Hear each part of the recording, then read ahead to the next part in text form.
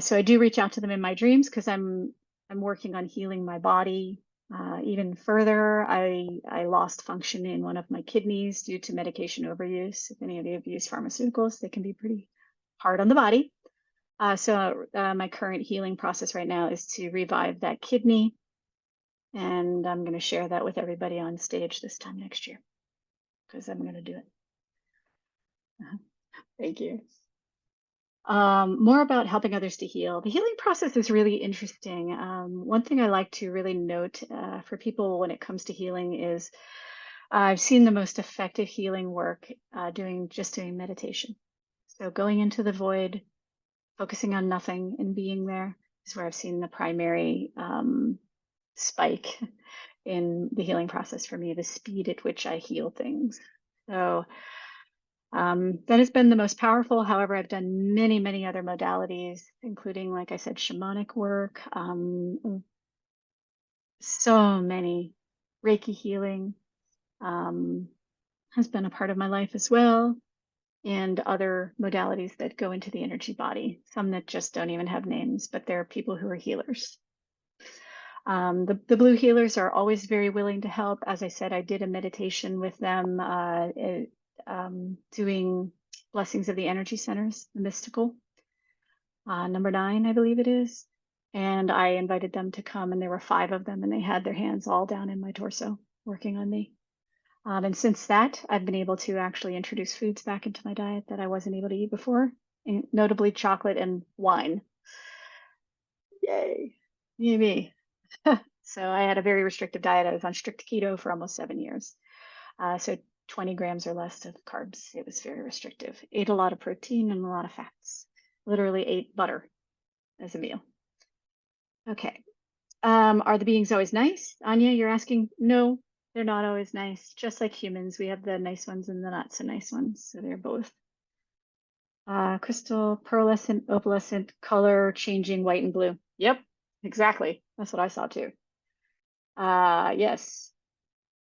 Anya, can you tell something about your experience during the healing today?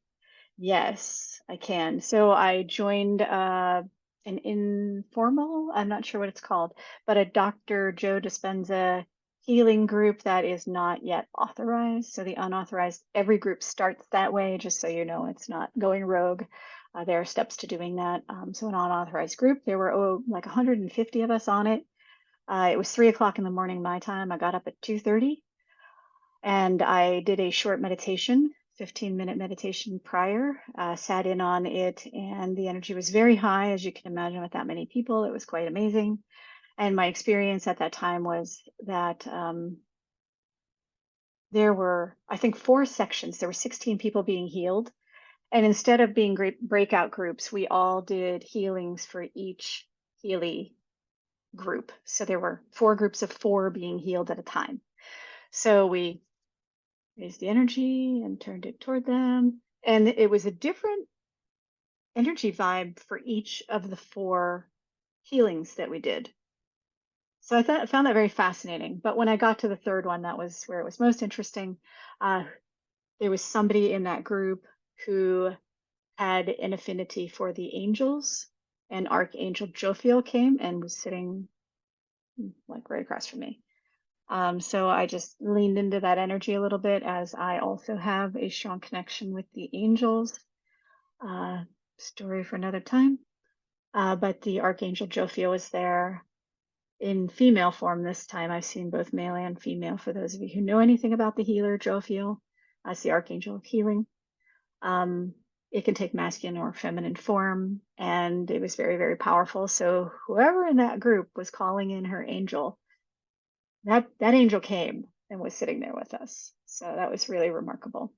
I don't believe, no, I will never find out. In the Joe Dispenza retreats, you give your email address and then they email you if the person shares a healing story. So although last night or early this morning, I did not receive or give out any information. So I couldn't report back to you, even if I did know, or they did know, because I don't know. Let's see.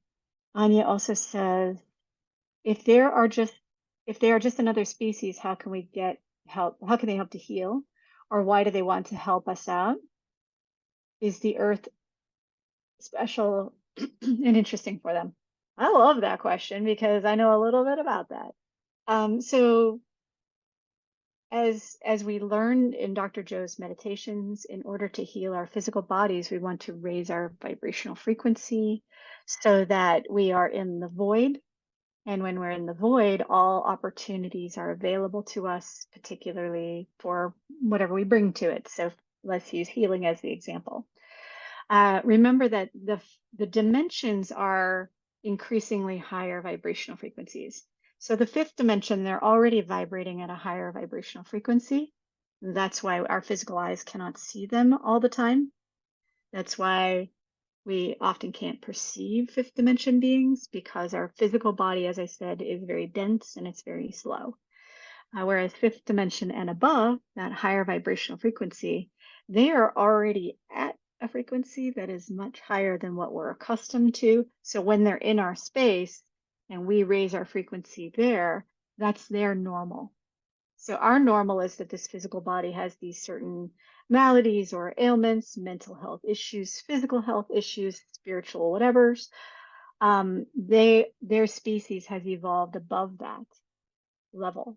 So it's easier to heal the human body from their vibrational frequency than from our own. On our own level, as Joe likes to say, Dr. Joe says, it's matter moving matter.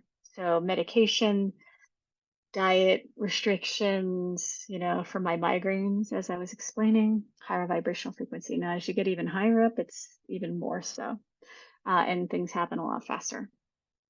But it does kind of shake like when you throw a pebble into a pond and it ripples out, the physical body has to kind of shake it all down into a healing process. And sometimes that feels good and sometimes it does not. Dark night of the soul is what I call the healing process, or the shakedown from an energetic shift, where you heal something energetically or emotionally, psychologically. You have a dark night of the soul. That's what I call it. And then when it's the physical body, sometimes we take on like flu symptoms, or whatever, just feel yucky for a period of time while the energy is shifting and changing the cells of the body and reorganizing things.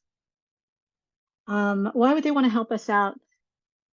It's like, why, the only thing I can say is my experience is that I feel compelled to help other people learn and grow and change and teach people, because it's just something inside me. I think the same is true for other species. They have a calling, or they're drawn to do this. And I do think the Earth is kind of a special place in the universe. The other planets that I have visited are very barren. Many of the species in the universe don't even live on top of the planet. Solar radiation is too intense for whatever they're made up of. So they live underground. So we have a veritable playground of fun things to see and do here. We also have a tremendous amount of diversity on our planet that other planets do not have, other dimensional species do not experience. Maybe they've never seen an elephant and they just want to come check it out. I don't know. I mean, I just think that there are the iterations in the universe that I've seen repeat. So when I said that my original planet was mantis in being, we've got insects, right? Praying mantis. It's just another iteration that has a higher level of consciousness than the ones on our planet, but it looks similar. And I've seen the same, unlike Star Wars, where they're fantastical and cool artist rendering of aliens, I have more seen interdimensional species that are more humanoid. 2 arms, 2 legs, and a head of some sort. The star pattern, I call it, the arms, legs, and the head star. That's what I've mostly seen. That doesn't mean that there aren't other things out there, I imagine. I just haven't seen many things, but they may take a form of some animal or insect that we see on this planet.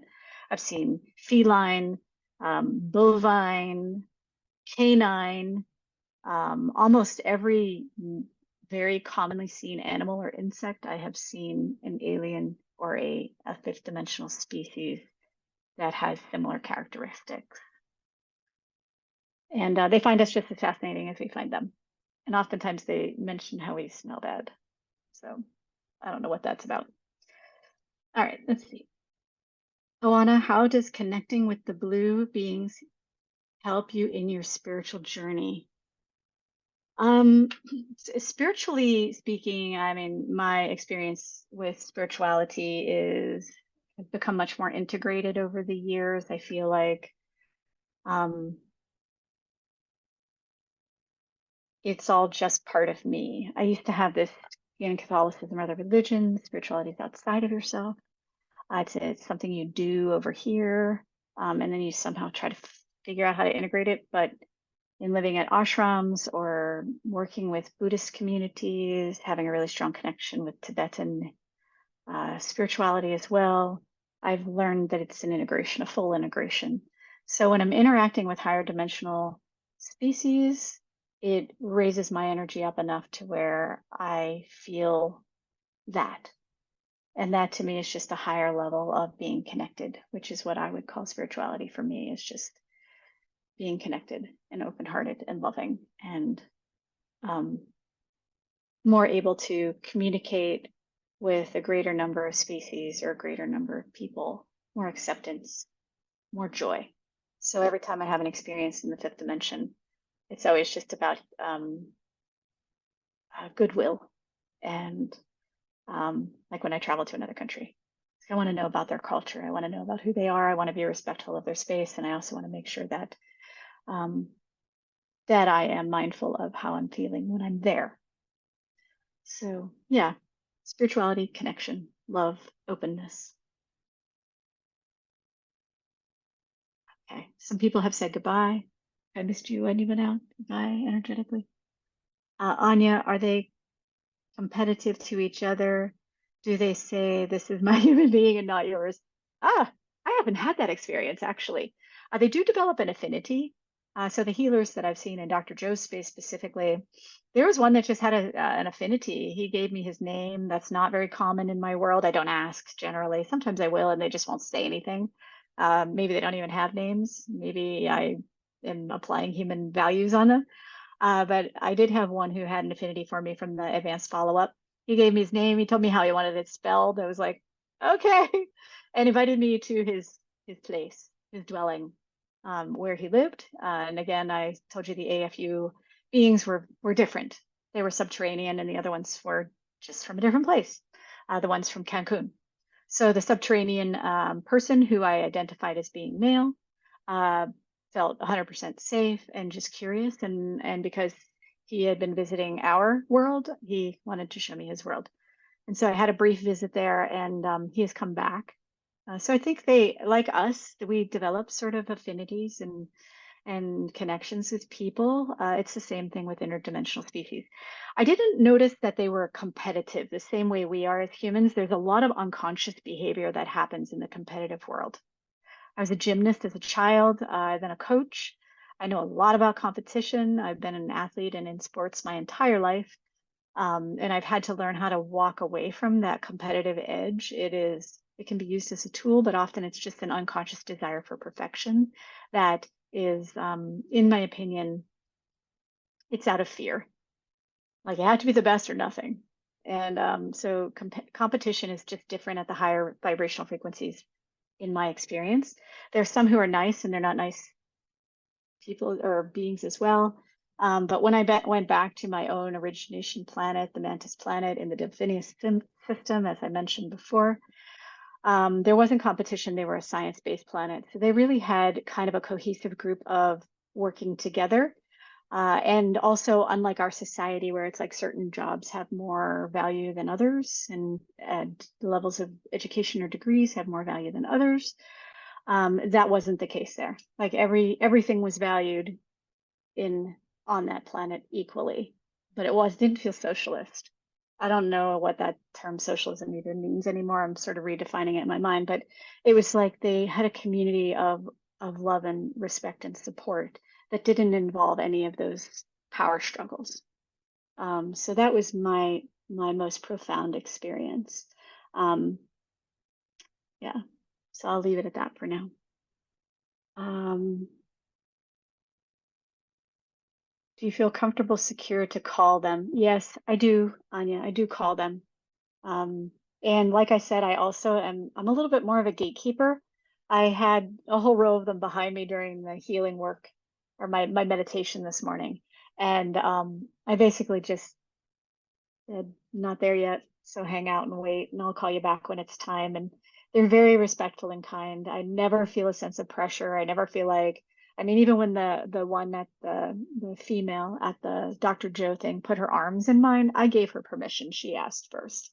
So it's just a nanosecond of communication where she's like, and I'm like, and there that was. So I feel comfortable and secure. And when I don't feel comfortable and secure, I literally will change my vibrational frequency lower so I can't see them or experience them. So that's kind of the benefit of the human world. You can say no, and you can say no anywhere really, but I'm very mindful of my own boundaries and I trust myself more and more all the time. Do the blue also die at some point? This is a great question. They live much, much longer than we do. And they elect transformation or transformation to the next experience is what I have been communicated. Just the ones that I've spoken with.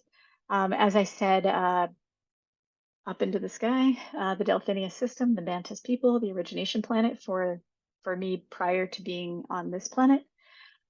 They were a dying species. They had evolved out of the ability to procreate. So as they were raising their vibrational frequency higher and higher and higher, they eventually no longer, their planet was dying in conjunction with them, which gave me a vast amount of information about the Earth and taking care of our planet. And we talk a lot about, I hear conversations, I shouldn't say we, because I don't know if it's us, but it's people talk a lot about running out of resources and robbing the planet of all its trees, etc. Those conversations of conflict. And this planet gave me a little bit more information about the evolution of the planet itself is in conjunction with all living things on it. And we can evolve. They evolved out of the need of their planet. So it was very barren. They were surviving by scientific methods alone, and what they wanted was our information back.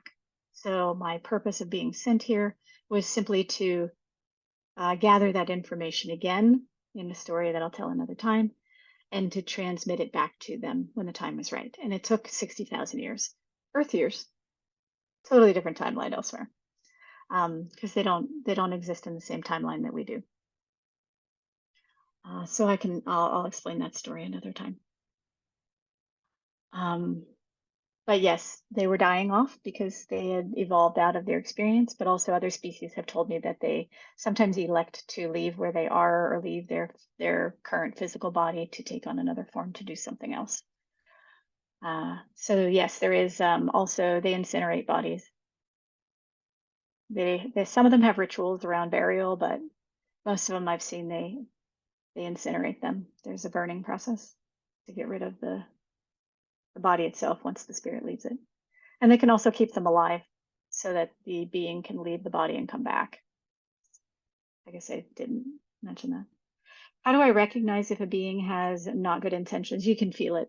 It's just like a human. You just feel it. I feel it in my gut, I like to say, but I also feel it in my chest and my heart. Anytime I start vibrating at a frequency where I feel nervous, anxiety sets in. I call anxiety just like a vibrational frequency that's giving me information about what's not comfortable for me. So if I start feeling any anxiety at all, and it's not like induced by drinking too much coffee, then I know that it's something else. Yeah. Yes, I always call the benevolent ones. Like I said, I naively called a non-benevolent one. And she wasn't even non-benevolent per se. She just wanted to play.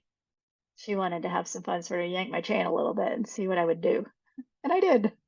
And we did that for a while, and I figured it out. She got in trouble, by the way, by her own species, because some of the species, they're not allowed to mess with the humans because we are kind of like lower level.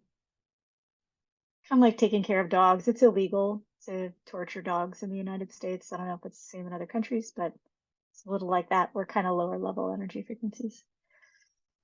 That's the only way I can describe it. Whether that's true or not, I don't know, but that's how it comes in my mind. Romy, I experience a lot of body shaking even when I'm not meditating. Will this stop at some point? I believe so. Only you can know the answer to that, and you can certainly ask it to stop shaking. But for me, when my body is shaking a lot like that, it's always when there is my cells are fundamentally shifting, my DNA is changing, and I go along for the ride. But if you're driving the car, that's probably not a safe place for it to happen. So I think you can tell it, hang on, can we do this later during a meditation? I think you can definitely give it a little request. But let me know how it goes. I'd be curious to know. I've had effective queries with my body shaking where I don't do it in a place where it's going to be draw attention to me, like on a bus or a subway. Yeah. And I don't know if it'll stop. I guess I still have that experience. I had it this morning. So we'll find out together. How do I invite them to come? Anya asked. Do I have a special ritual for that? I don't. I do a prayer, as I said, Dear Holy Father, Divine Mother. I call upon my guides and angels of the highest order. I call upon Archangel Michael and his legions of angels to create a field of safety and protection around me, my home, my family, and my pets as I open this space today, as I meditate today, as I interact with fifth dimensional beings today. I do a prayer every day. I also believe in closing that space when I'm done instead of leaving it open. And I recommend you come up with the prayer if you feel compelled to do that and that's your thing, something that feels right to you. I don't have a special ritual. I find I see the fifth dimensional beings more frequently when I am in meditations because then I'm not busy in the human world. I have a very, very, very busy life. I own 3 businesses. I manage operations for 3 businesses. I manage a staff of 19 people. Right now, I have a lot going on in my life, so I tend to hang out in 3D a lot just because my work dictates where I spend a bit of my time. But I do meditate for 3 to 5 hours a day. And during those times, I am reaching out always. And I know that it's much bigger, this interdimensional conversation that I'm creating.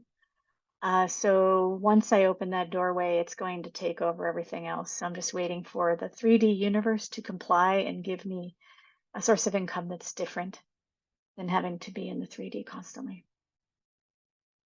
And I know it's coming. Yeah, it's going to happen. Romy, we're low level for them. Yeah, it's kind of funny, isn't it? Yeah, because they're vibrating at a higher vibrational frequency. That doesn't mean it's bad. It just means we're different. I think we're pretty awesome though. Humans are really cool. Just like when you go to the zoo or an aquarium or something and you're like, I have literally never seen a fish that can do that.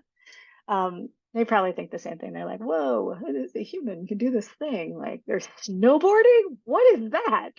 Uh, because we get up to all kinds of fun stuff in the human body. It's kind of fun. Or the cute puppies. I like that. Yeah, sure. That works for me. Romy, I suppose they don't have such big egos like we do, don't they? I've seen a little bit of ego going on in importance. Definitely all of that, but it's very different than what we have. A lot of ours is unconscious. I think they're aware a lot more. Higher vibrational frequencies have a lot more awareness around um, their thoughts and actions because they communicate telepathically. And if you aren't able to manage that, it can get super messy.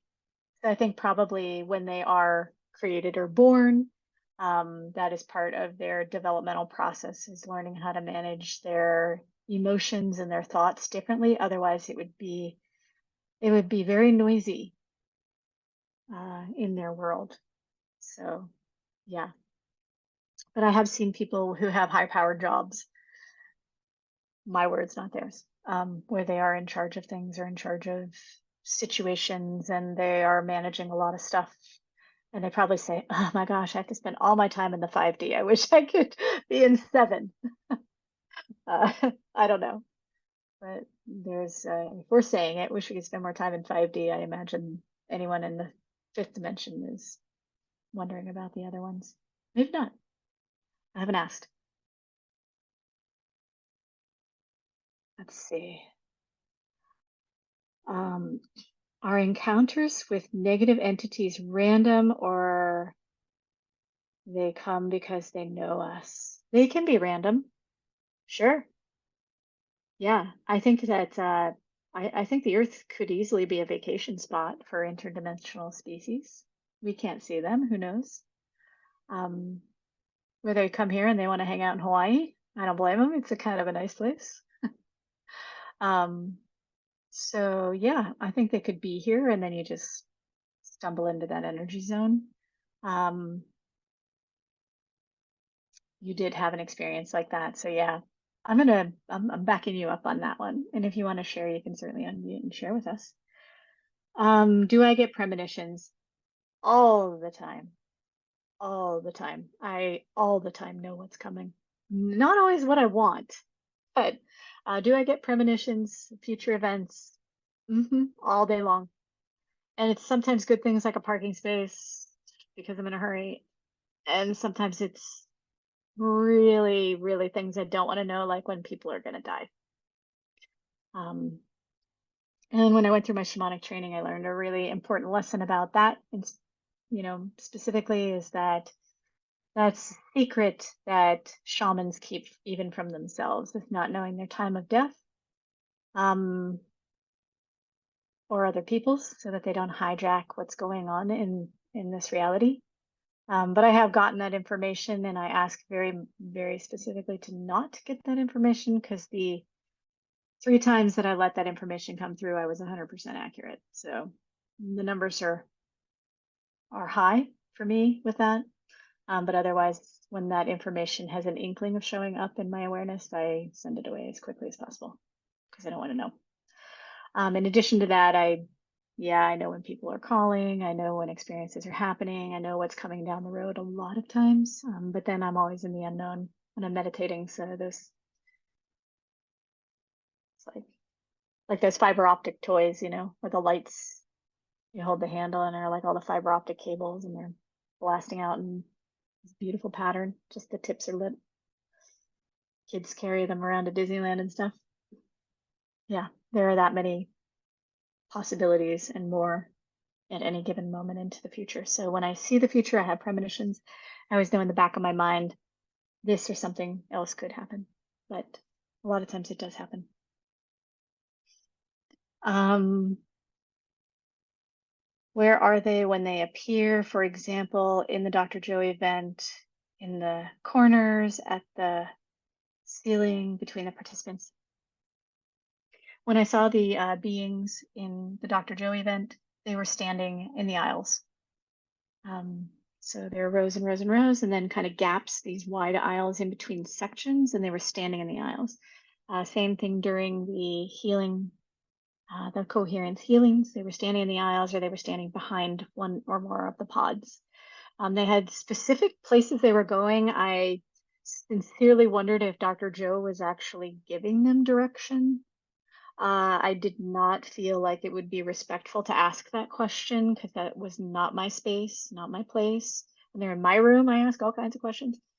But I wondered if Dr. Joe or his team had any communication like that. He's talked about them, but he rarely talks about them, so I know nothing about that. And yeah, sometimes they're on the edges of the space, but oftentimes they're right in there. They're right in there. They're not just watching. They're in there. They're part of it. I don't think they would come otherwise. I don't think they're there just as like a movie or maybe they come and observe. But the healers that I saw were actually part of the experience of that energy flow that was in the whole room. It's really cool. Let's see. Romy, Jan, if we create our reality, how does this experience seeing other species go along with it? I love that question. So we create our own reality based on the energy patterns that are within the physical body, the energetic body that we have currently. It changes as humans because we're constantly reincarnating, right? We go through the birth, life, death, birth, life, death cycle again and again and again. For those of you who do not believe in past lives, just shut your mind off for this part of the conversation because this involves that past life experience in multiple lifetimes. So you are collecting not only your physical DNA from your parents and all the lifetimes they've had, and then cultural experiences from all the people who have ever been in that culture. But you also have your own lineage that you're bringing with you, that light line, the lifeline that I was telling you about, that I went back 60,000 years up into the planets, which looked like a very, very bright, almost like a laser, light cord that was yellowish white in color. So all the lifetimes that you have had and anywhere you may have come from prior to this planet is all informing your experience as well. So I know for a fact that I have had those experiences prior to even being in human form. So if I'm creating my own reality, I am bringing in memories and experiences from all those lifetimes as well.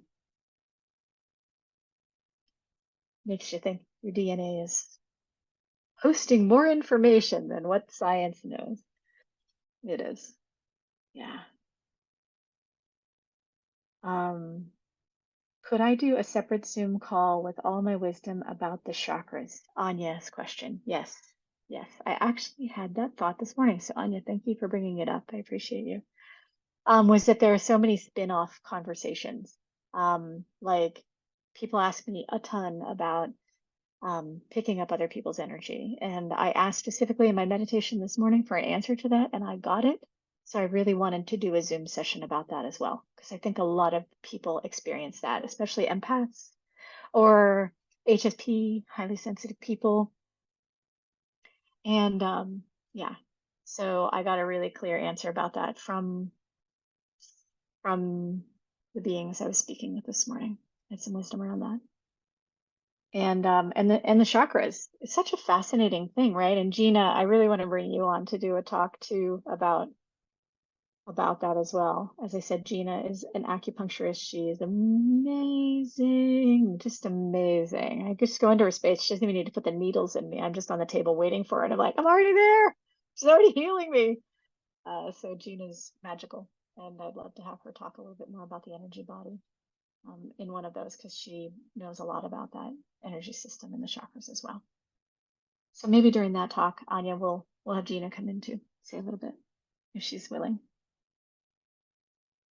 Okay, Alana, why do we want to learn or experience when there is an option to know everything as humans or other species? That's a good question. Hadn't thought about that. Um, I genuinely am curious and I like to learn, and I also like to just download stuff. So when I did my shaman training, I actively did that. We did so many fun exercises working with each other in shaman training. Oh, all the fun things, and it was exciting. It was a little like play. And so but when I was in that space doing my shaman training, I would sit in meditation when everyone was gone and I would just download it. So for me, it's a little bit of both. I enjoy the learning process. I have been an educator all my life. They say teachers make some of the best students. And also just kind of like how I was born, my astrological sign suggests learning my entire astrology chart if you're into any of that. Uh, you know, my son is in the ninth house of higher education. So travel over water. So I just combine those things and it's sort of what feels fun for me.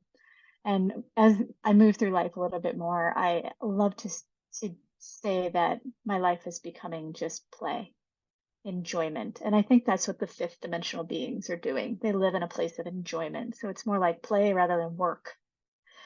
We love our work too here on this planet. We love struggle and we love work. And the Buddhists say all life is suffering.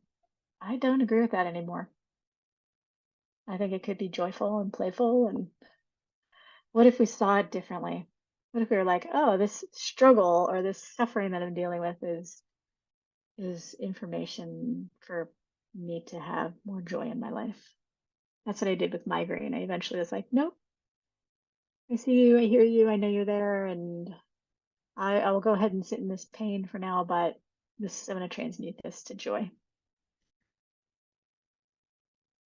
All right. Can you make an example, please, of some knowledge that you can download?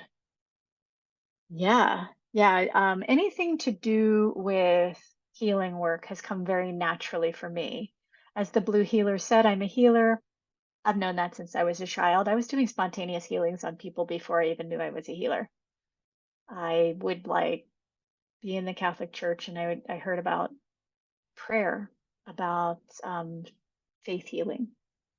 The Catholic Church has a little bit of a relationship with that. And somehow I ended up in that conversation as a child. It was maybe just the only thing I heard of the conversation. So I started doing some of that healing work early on, where I was already recognizing that I had those abilities. So when I did my shaman work and it was all about healing and it was on the energetic, it was easier for me to download that. Trust me, I wish I could download like every medical textbook and become a neurosurgeon. That seems like it'd be really cool. Not like I want to do it as a profession, but I thought it would be really cool. But I have not been able to download like that type of information, unfortunately. Otherwise, I'd go back to med school at 55 just for fun. Yeah, I'm nerdy. I like learning. Um, but I find that it's easier to download information for which you have an affinity first, and then I'm going to see, maybe I will download the anatomy and physiology textbook and go to med school. Who knows? But if I could do that, it would be fun. I kind of would love to be left in a room where I could just download all the great literature too. That'd be, oh, man, I wouldn't have to read the Odyssey. Some of those classics are very boring for me now, because literature and our minds have, increased in speed. So some of that old classic stuff's very boring, but I still would like to know more about it. Never read the Odyssey for some reason, even with a literature background and a degree. Just never picked it up. I see energy? Yes, I see energy fields with my eyes all the time. And I have in shaman training, I learned how to turn that off because we went through one specific training for physically opening the senses to see and perceive the unseen world, and then I couldn't turn it off. As I said in one of my other talks, it made going into places like Goodwill or thrift shops very challenging for me because a lot of the unseen, unpleasant energies hang out in spaces where old stuff collects, like antique shops. Can't do antique shops at all. I feel physically ill when I walk into shops like that because they are holding the collective energy of their previous owners. And then on top of that, it seems to collect energy from beings that are trapped. They like to be in Portland, Oregon too, and places that are rainy, wet, and cold. So maybe in Europe you see a little bit of that too. In some of the countries that are a little bit more gray. Um, let's see. How can you turn it off? Is it something you could explain? Turning it off, intention. And it took me several months of intention to turn it off because I had a conflict in myself. It wasn't about me not being able to do it. I was simultaneously curious and wanting to see and saying, turn off. So the universe was getting mixed messages. I was giving myself mixed messages. I had to be able to say, okay, I don't need to know that information. I can turn that off. But so long as my intense curiosity was still present, all the turning it off was a little bit like, I want to manifest $1 million tomorrow while still holding an internal value of lack, right? Where you're giving an energetic, confusing message. So, and I had to work with that for months. It was not an easy process because, yeah, naturally curious. Okay, I need to move somewhere else. I live in Germany. Oh, I understand. I understand. It's hard when you're living in a place and your whole world is kind of is attached there. I've been to Germany many times. I love Germany. I like that you have rules around how clean it needs to be and, how loud things can be and the aesthetics. It's just wonderful. Burying the power lines, genius. Um, the United States, we're the Wild West here. Anything goes. So there's a lot of craziness and chaos here.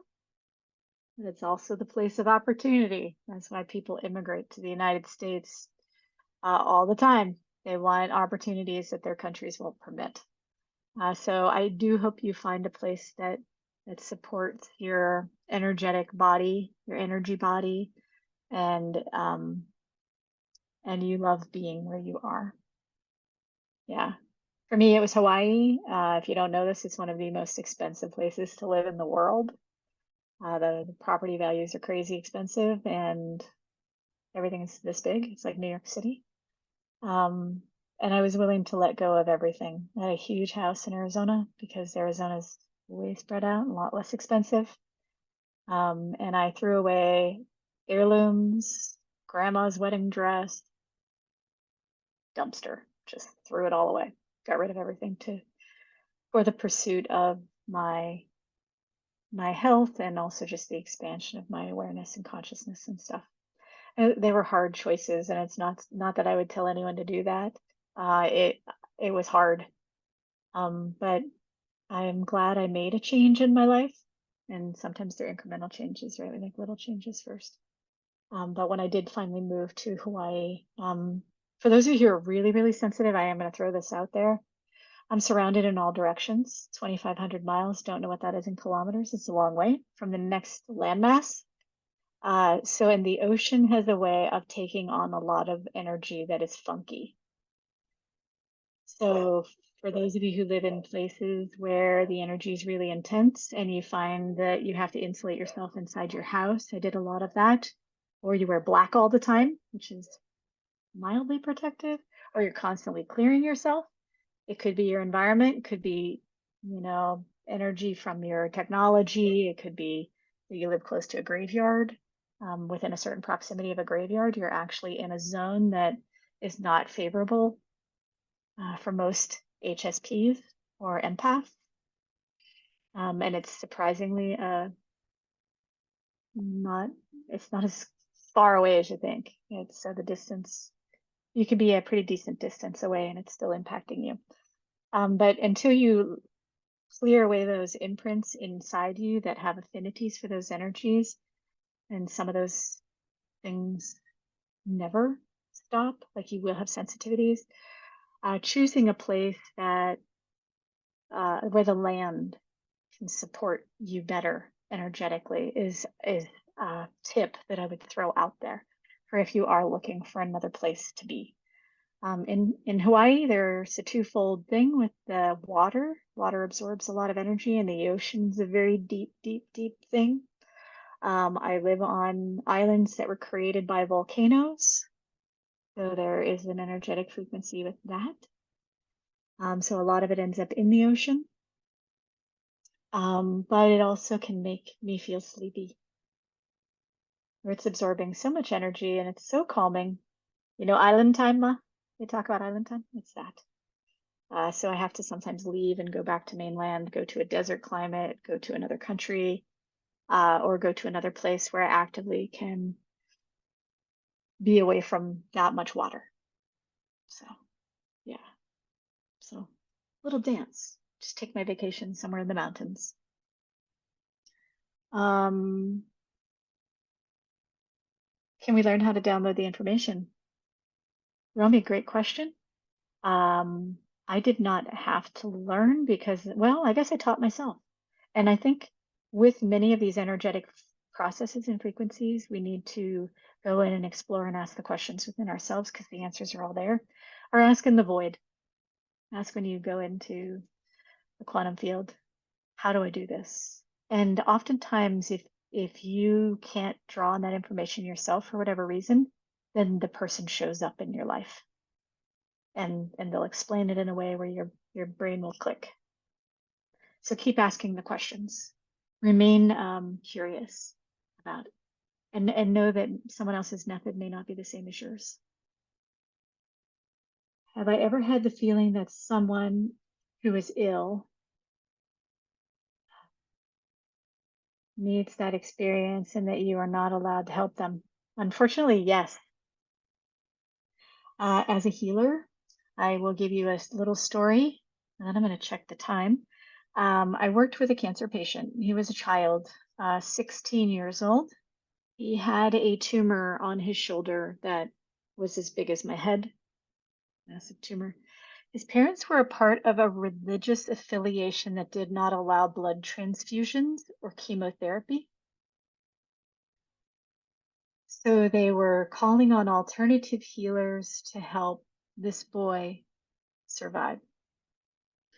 When I arrived at his home as a healer with my drum to do shaman work, my rattle, and my tool bag of rocks and cool things that I use for healings, crystals. Death was already in the room with him. And I saw Death with my eyes in the upper right-hand corner, far corner of the room, just hanging out there. The boy was in bed. He was in a horrible amount of pain, as you can imagine. Tumors they put pressure on things and the nerves. And he was very sweaty and he cried pretty much on and off the whole time. The child, 16, he was almost an adult. He was a big, big child. But it was very, very challenging for me because there was only so much I could do, right? The information that I got from the healers that he needed a surgery. Sometimes in 3D, we got to take care of the body on the physical level. You break a bone, I recommend going to the hospital first and doing the energetic work, unless you are already adept at healing bones. So I did the energy work, but also Death had marching orders for me as well. First question I asked Death was, "What do you think about just like leaving, letting this kid live?" And he said, "Too late. I'm already here. This is already happening." I said, "All right, can we buy him some time?" That was my second question because I thought, if Death is here and this is happening like soon, I'm just gonna go out and tell his parents, time's coming soon. Prepare for it. I don't believe in not telling people the truth when it comes to situations like this. And he did say, Death did say, projecting male gender on that. Sorry for males who maybe are offended by that. It is what it is. Death basically said we could buy time. So I said, okay, I will ask you for your guidance. And Death basically said, I don't have anything to say. Okay. So I called in the boy's spirit guides, my own spirit guides, according to shaman tradition. And I proceeded to do healing work on this boy several times. Also had to do healing work with his parents a few times. Did not even bring up the possibility or the conversation of going outside of their religious beliefs. So we never talked about chemotherapy. We never talked about blood transfusions. We just did energy healing work on him. And he lived an additional 2 years. I asked him what his goal was. He said, I want to go to the prom with my girlfriend. So he died shortly after the prom. It was a really challenging experience for me. I feel very emotional right now, even sharing the story, because I had the ability to completely heal him, but I couldn't do that because I was not alone in that healing space. He already had another guide there, and that guide's name was Death. And there are rules. There are rules. We can't go beyond the rules. And if we do, it's a major consequence to us. My perception was that had I disrespected Death in that space, that Death would have then decided to go home with me. And I wasn't willing to give up that experience because I knew that I would need to be here and in other spaces like this in my future. So, it's okay to recognize that there are limitations we have as healers, that there are things we can and cannot do, and to respect the other guides who are with the person you're working with. So for example, in the healing session I attended this morning, when Archangel Jophiel arrived and was already there, that opened the doorway for me to participate in a conversation with Jophiel and see what my role would be in conjunction with that. And I did do that. I had that conversation. Are we working together? Or do you want me to step back and let you handle this? And it was a collaborative effort today, but it may not have been. And if that had been the case, I would have just gone. And if you're asking for, like, the question is maybe directed toward, like if you have a family member who has an illness and they are not getting the care they need, and you say, hey, you could sign up for this free healing with the Divine Energy Healers group. And they say, no, you can't, then just go ahead and do it for them. So those are kind of the rules. Yeah. And when people say, "Oh, I asked their higher self," I would really recommend that you you get recognition from the person, unless you're talking about a minor who's under the age of 16. That's the cutoff that I always use is 16, then it's parental. It's parental prior to 16. And I have done spontaneous healing work on people who are in car accidents or things like that. If I come across somebody who's been hit by a car and they're bleeding out, I immediately go into energy mode. There's like then I don't ask permission anywhere. It's more of a spontaneous thing of like lifting up a car off a child who's under a car. So that has happened, but it's extremely rare where someone's in dire need. It happened on a ski slope once. Someone had an accident, broken bone, and I immediately went in uh, without permission and raised ether. So if you know the elements, earth, air, fire, water, ether, when you raise ether, it calms people down. So I was really just looking for a response that would prevent this person from going into shock, compound fracture. So those are my experiences. What is actually our role as healers? Great question. We're witnesses. We're just there participating in opening space, and you just go into the void and hold that energy. I do less and less as a healer now, and I find more and more results.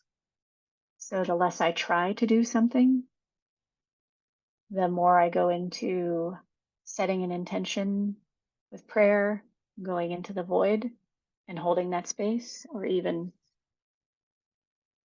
I don't even need to use my hands. Actually, in the one this morning, I had to put my hands down because it felt like it wasn't necessary to use my hands at the time, especially when Archangel Jophiel was there.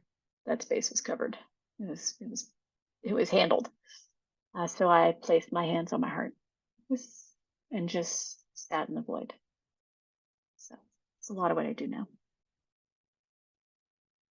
All right, those are the questions for today.